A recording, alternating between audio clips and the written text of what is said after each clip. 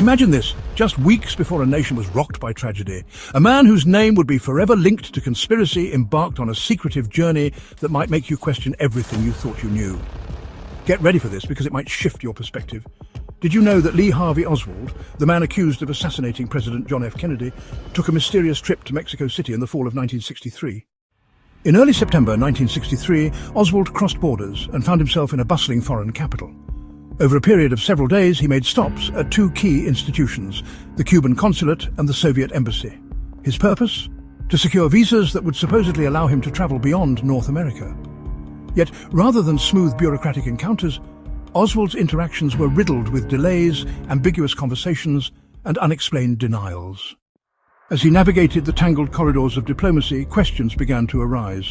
Was Oswald simply trying to escape his American past, or was he caught in a far more intricate web of international intrigue? Think about it.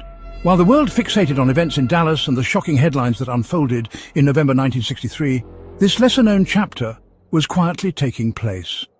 Oswald's visits to both the Cuban and Soviet outposts weren't just a random detour. They were a deliberate, albeit baffling, quest. He sought something that remained out of reach, a way to realign his destiny amid the geopolitical tensions of the Cold War era. Some historians suggest that his frantic attempts at obtaining travel documents hint at a man caught between extremes, desperately trying to tip the scales of a global chess game. Could his actions have been part of a covert plan involving foreign intelligence? Or was he simply a pawn, struggling against forces larger than himself? The details of his time in Mexico City add even more layers to the mystery. Records indicate that Oswald's passport requests were met with hesitation, and that his meetings, shrouded in secrecy, left behind few verifiable traces. Imagine spending nearly 2 weeks in a city, making furtive visits to high-security diplomatic establishments, all while the countdown to a national tragedy silently ticked away. The ambiguity of his itinerary has fueled a host of theories over the decades. Some claim that Oswald was scouted and shadowed by foreign agents. Others argue that his efforts were desperate moves in an elaborate escape plan gone awry. Now, this peculiar journey might seem like a side note in the grand narrative of the John F. Kennedy assassination, a mere footnote in a story filled with political scandal and national heartbreak. But here's the twist. Oswald's Mexico City trip challenges our conventional view of history.